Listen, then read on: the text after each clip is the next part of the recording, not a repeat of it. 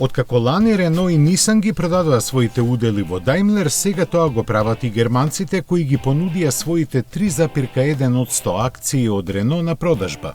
Но за разлика од нив, кои инкасираа по повеќе од милиарда евра секој, Даимлер може да се надева само на нешто над 300 милиони.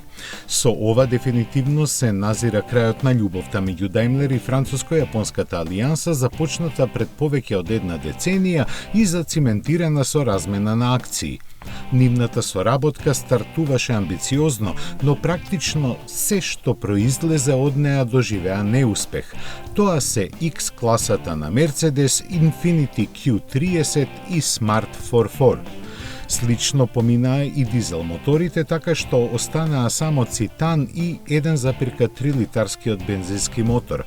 Во меѓувреме, акциите на Рено и Нисан паѓаа, а на Даимлер растеа, така што разводот на крајот ќе го платат германците, кои акциите што ги поседуваат во Нисан ќе ги задржат барем уште некое време.